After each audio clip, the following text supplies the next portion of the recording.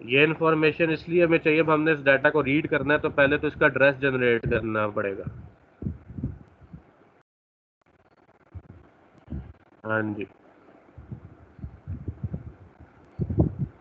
मेरी आवाज़ क्लियर है, बीच में कट तो नहीं रही? सर अभी क्लियर है। हाँ, तो क्वेश्चन समझ आया ना? हमने जो भी मेमोरी में डाटा स्टोर करवाया अब उसको रीड करना है, तो रीड करने के लिए पहले एड्रेस जनरेट करना है। एड्रेस कितने बिट का होगा? ये मैंने आपको अभी इधर दिखाया डाटा शीट में, ये मेमोरी है ना जिसमें हम काम कर रहे हैं। ये जो आपका डाटा है ये इस मेमोरी में गया,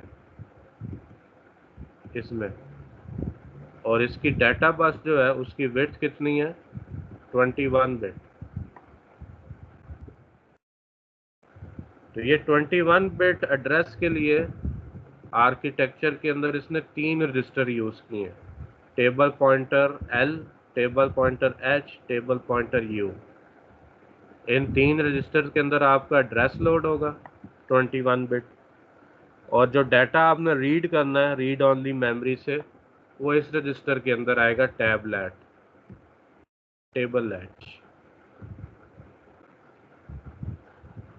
तो इसकी एग्जांपल आगे आने लगी है, देखते हैं कि ये इसको कैसे रीड करता है। तो जिस तरह हमने रैम के अंदर ऑटो इंक्रीमेंट ऑप्शन देखी थी उसी तरह हमारे पास रोम को रीड करने के लिए भी ऑटो इंक्रीमेंट ऑप्शन है। अगर आप टेबल रीड की इंस्ट्रक्शन यूज़ करते हैं तो इसमें पॉइंटर को कोई इंक्रीमेंट नहीं मिलेगा। अगर आप ये दूसरी इंस्ट्रक्शन यूज़ करें तो ये कहता है it reads and increments the table pointer. तीसरी इंस्ट्रक्शन जो है वो टेबल पॉइंटर को डिक्रीमेंट कर देगी, और जो चौथी इंस्ट्रक्शन है it will increment table pointer and then reads, यानी ये प्री इंक्रीमेंट है, ऊपर वाली पोस्ट इंक्रीमेंट। तो ये हमारे पास अब पहली एग्जांपल आ रही है टेबल प्रोसेसिंग की। तो ये कहता है you have to send the string USA stored at location 250 in read only memory to the port B. तो आपने मेमोरी लोकेशन 250 जो रोम की लोकेशन है इसके ऊपर ये स्ट्रिंग स्टोर करवाना है और इसको पोर्ट बी के ऊपर भेजना है। ठीक है, तो स्ट्रिंग को स्टोर करवाने के लिए आप इस कोड के पहले आखिर में आ जाए, ORG0, ये वाला ORG250H, इसके ऊपर हमने डिफाइन बाइट का डायरेक्टिव यूज़ किया DB, और स्ट्रिंग को स्टोर करवा लिया और इसके आखिर में एक ज़ीरो डाल दिया ताकि हमें स्ट्रिंग का जो एंड है उसकी मार्किंग हो जाए कि ये ख़त्म कहाँ पे हो रहा है। इसको नल करैक्टर भी कहते हैं। उसके बाद हमारा कोड इधर से स्टार्ट हो रहा है। प्रोग्राम लोकेशन 0 जो है यहाँ से मेन प्रोग्राम स्टार्ट होगा। सबसे पहले आपने टेबल पॉइंटर को 50 से लोड किया जो इसका लोअर बाइट है, ये एड्रेस का लोअर बाइट है। उसके बाद जो अपर बाइट है हाई बाइट उसके अंदर आपने 2 लोड कर दिए। तो इन 4 इंस्ट्रक्शंस के बाद आपका जो टेबल पॉइंटर है उसके अंदर ये एड्रेस चला जाएगा 250। अगले इंस्ट्रक्शन में आपने पोर्ट बी को आउटपुट डिफाइन कर दिया, डायरेक्शन आउटपुट सेट कर दिया। अब ये इंस्ट्रक्शन नोट करें, टेबल रीड विद इंक्रीमेंट। ठीक है, जब ये इंस्ट्रक्शन एग्जीक्यूट होगी टेबल रीड प्लस, तो क्या होगा? 2 काम होंगे। पहला काम तो ये है कि ये जो आपने एड्रेस पॉइंटर में लोड किया था इस लोकेशन पे जो डाटा पड़ा हुआ था वो टैबलेट रजिस्टर के अंदर आ जाएगा, और दूसरा काम ये होगा जो पॉइंटर है उसकी वैल्यू ऑटोमेटिकली 1 का इंक्रीमेंट ले लेगी।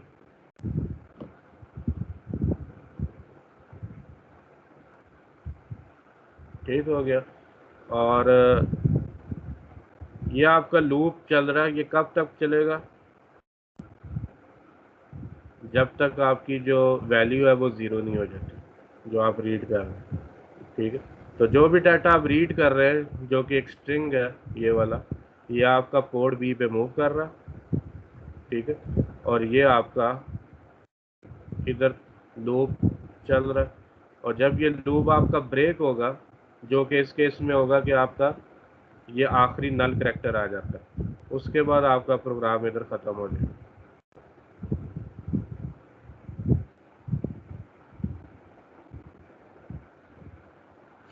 ठीक हो गया? तो इसमें कोई क्वेश्चन है तो करें। सर ये जो आपने ज़ीरो बताया था जो नल कैरेक्टर, सर ये एक्सप्लेन कर दें क्यों यूज़ कर रहे हैं? ये टर्मिनेशन कंडीशन है। फॉर एग्जांपल आप फॉर लूप के अंदर, ये असेंबली के लूप के अंदर आप एक स्ट्रिंग को रीड कर रहे हैं, आपको ये नहीं पता कि ये कब ख़त्म हो रहा है, तो उसको चेक करने के लिए आपने आखिर में एक ज़ीरो डाल दिया कि जैसे ही ज़ीरो आएगा फॉर लूप आपका ब्रेक हो जाएगा। अच्छा, मज़े की बात ये कि ज़ीरो जो है ये कोई एस की करैक्टर नहीं है, यानी ज़ीरो जो है ये किसी भी करैक्टर का कोड नहीं है, इसको नल करैक्टर कहते हैं। समझ रहे हैं ना? जो है आपका जो ज़ीरो है एस की करैक्टर, उसका कोड होता है 30। तो जो बाइनरी का ज़ीरो है ये किसी भी एस की करैक्टर का कोड नहीं है, इसको हम नल करैक्टर कहते हैं, ये इसी काम के लिए इस्तेमाल होता है। सर जो ये लोअर बाइट और अपर बाइट लोड किया है इसमें, सर ये किस तरह पता चला है कि मतलब पहले में 50 लोड करना है, अगले में 2 लोड करना है? ये जो आपका है ना, हाँ ये भी ठीक सवाल है आपका भाई। इसको ये जो इसने नाम रखा हुआ है ना इसका, लोअर हायर और अपर, ठीक है, तो इसको आप इस तरह एज्यूम कर लें, अपर हायर और लोअर। ये 8 बिट के 3 रजिस्टर हैं, ये भी 8 बिट है, ये भी 8 बिट है, ये भी 8 बिट है, लेकिन इसमें 3 बिट डाटा आना है। तो अब आपका ये जो एड्रेस है 250 हेक्स में, ये कितने बिट का एड्रेस है?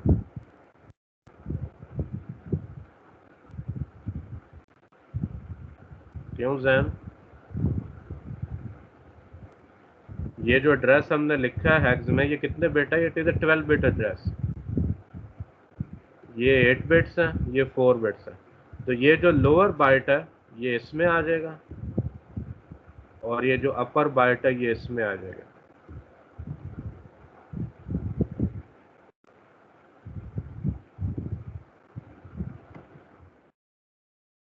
जी सर, ठीक। ठीक है, और कोई सवाल इसमें?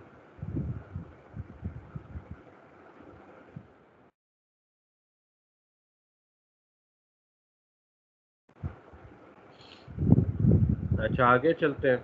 आगे ये कहते हैं कि रीड ओनली मेमोरी पे डाटा राइट करने के लिए भी एक इंस्ट्रक्शन अवेलेबल है, लेकिन ये जो स्पेशल इसके अलावा एक फ्लैश होती है, यूज़र फ्लैश कहते हैं इसको माइक्रो कंट्रोलर में। तो परमानेंट डाटा राइट करने के लिए आप टेबल राइट इंस्ट्रक्शन यूज़ कर सकते हैं।